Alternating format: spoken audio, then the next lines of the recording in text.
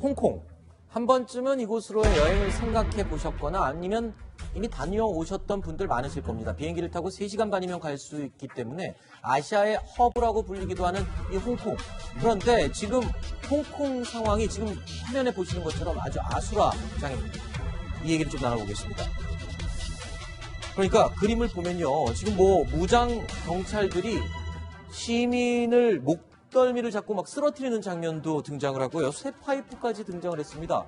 홍콩 시내에서 쉽게 볼 수 없는 화면인데 최루액과 물대포까지 쏘아대는 모습을 볼 수 있습니다. 경찰이 쏜 고무탄과 최루액에 맞아서 피를 흘리는 시민들의 모습도 언론 보도 영상으로 확인할 수 있는데 이현종 의원님. 네.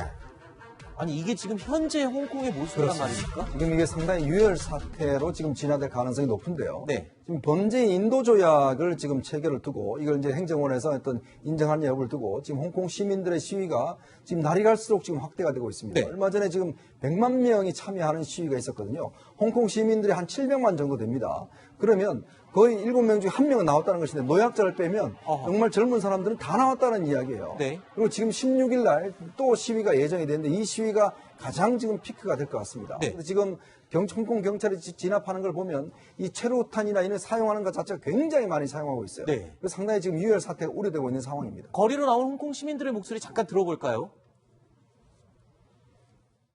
我哋唔會因為政府無視我哋嘅民意，然之後我哋會放棄，因為呢個係主要係林鄭下台，同埋係要撤回呢一個嘅修訂逃犯條例嘅一條條。 홍콩 사상 최대의 폭력 시위로 꼽히고 있는 이번 시위. 그런데요, 이 시작을 한번 거슬러 올라가 보니까 20대의 홍콩 남성 젊은이가 대만에 가서 저지른 치정 살인 사건 때문에 시작이 됐습니다. 그런데 이 사건의 발생지는 대만이거든요. 그런데 이게 뭐 어떻게 해서 발생된 이야기입니까? 지난 2018년 2월 달에 발생한 사건입니다. 네. 찬퉁카이라고 하는 20대의 남자가 자기 여자친구와 함께 대만 여행을 갑니다. 네. 근데 이 임신한 여자친구였어요. 근데 문제는 거기서 살인을 저지릅니다. 아하. 그리고 사진을 저지르고 나서 시체를 유기하고 난 다음에 다시 홍콩으로 돌아옵니다. 네. 자, 근데 그 사건이 알려져서 홍콩에 체포를 하는데 문제는 홍콩 같은 경우는 속지주의입니다. 즉, 네. 그 홍콩 안에서 일어난 범죄만 처벌할 수가 있어요. 네. 그러니까 이 살인에 대해서는 처벌하지 못하고 네. 내에서 이제 뭐 돈을 훔친 거라든지 절도라든지 이걸로 해서 29개월만 형을 때린 겁니다. 그럼 대만에서 저 신병을 데려가서 대만에서 처벌해야 되는 거 아니에요? 대만 그렇죠. 여성을 죽였으니까. 그러니까 이제 문제는 이 홍콩이 범죄인 인도 조약이 20개국하고 맺어져 있는데 네. 대만하고는 맺어져 있지 않습니다. 아. 자, 그러다 보니까 홍콩 당국에서 자, 이렇게 범죄가 일어나면 이거 이제 처벌할 수 없으니까 이걸 법을 개정해야 된다. 그래서 범죄인 인도 조약을 모든 나라와 다 체결해야 되고 그다음에 네. 모든 사람들도 다 적용하게 된다라고 이제 설정할 것인데 문제는 여기에 바로 중국이 걸려 있는 겁니다. 아니 그러니까 잠시만요. 일단 홍콩 청년이 대만 가서 살인을 저질렀으면 이 청년 사건에 대해서는 벌받아 마땅한 거잖아요. 근데 그 사건 때문에 온 홍콩 시민들이 범죄 인도 조약 체결하면 안 된다. 그럼 이 홍콩 청년을 보호한다는 뜻인가요? 그건 아니죠. 그렇죠. 이제 문제 이렇게 되면 만약 이 법이 이제 실제되면 만약에 중국에 예를 들어서 홍콩에 범죄를 저질렀을 경우에 중국에 범죄인 인도를 할 수가 있잖아요. 네. 그러면 예를 들어서 홍콩의 어떤 반체제라든지 중국의 반정부 인사라든지 최근에 홍콩의 경제인들이 몇 명이 실종된 사건이 있었어요. 네. 나중에 알고 보니까 중국 쪽에 납치가 돼서 거기서 처벌된 상황이 있었습니다. 아. 자, 그러면 중국이 지금 안 그래도 홍콩을 계속 지금 이제 장악을 하려고 하는데 문제는 홍콩에 있는 시민들이 만약에 중국식에 저렇게 다 가버리면 네. 인도돼서 가버리면 중국은 굉장히 엄격하거든요. 네. 뭐 보통 사형 뭐 그냥 다 쉽게 하지 않습니까?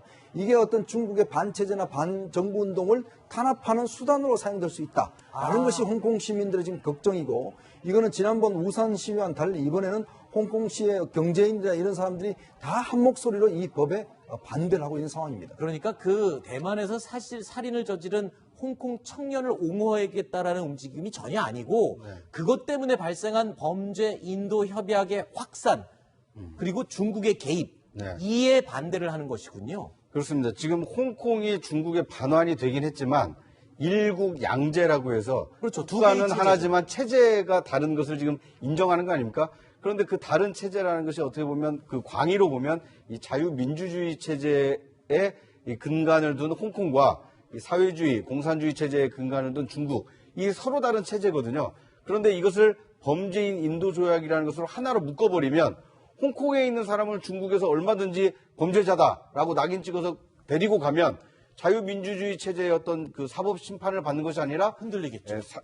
이 공산주의 체제의 어떤 그 심판을 받게 되기 때문에 이제 그런 것들을 지금 홍콩 시민들은 굉장히 우려를 하고 있는 겁니다. 이게 단순히 범죄인 인도 조약의 반대라기보다는 홍콩의 민주주의 체제를 지키기 위한 투쟁으로 확산되고 있는 그런 상황이었군요. 알겠습니다. 자, 그런데 이번 시위에 특이한 점이 하나 있습니다. 자, 홍콩을 다녀오신 분이라면 빅토리아 피크를 아실 겁니다. 전망대로도 유명한데 홍콩 시민들이 이곳에 집결했는데 온 시민들이 다 손에 우산을 들고 있어요. 근데 이게 특별한 의미가 있다고요. 우산 혁명, 또 우산 시위. 우리의 촛불 시위가 있다면 홍콩에는 우산 시위가 있었고. 지난번에 이제 노란 우산 시위가 벌어졌었죠. 즉 이제 행정장관을 직접 자신들의 손으로 뽑게 해달라라고 해서 사실 그때 10대와 20대를 중심으로 해서 시위가 굉장히 확산이 됐었습니다. 근데 이번 같은 경우도 마찬가지로 이제 10대와 20대가 들고 일어난 것인데 20대, 20대는요 사실은 옛날 영국 지배를 경험해보지 못한 세대입니다. 근데 20대, 20대 같은 경우에 이제 홍콩에 살면서 중국 자본이 굉장히 많이 들어와서 일자리라든지 뭐 부동산이라든지 중국의 자본이 거의 장악하다 보니까 미래가 별로 없어요. 그만큼 중국에 대한 적대적 감정들이 굉장히 심한 상황입니다. 자, 그런 상황에서 본인들의 미래가 없다 보니까 이런 범죄인 인도조약까지 돼버리면 사실 앞으로 본인들이 살아나갈 수 있는 이 상황 자체가 굉장히 어렵다 보니까 이 시위에 적극 참여하는 것이고 최근 중국이 자꾸 이 홍콩 쪽에다가 사상교육, 역사교육을 강화하라고 지금 압력을 굉장히 넣고 있어요. 네. 그런 것에 대한 반발 심리로 해서 어떤 저런 상황이 벌어지는 것 같습니다. 알겠습니다. 그러니까 이제 시위를 해산하기 위해서 지금 최루액과 물대포를 쏘지 않습니까? 네. 그것을 우산으로 막아가면서 당신들에게 저항의 의지를 이 우산으로 좀 표출하고 있다 이렇게도 볼 수 있을 것 같습니다. 알겠습니다.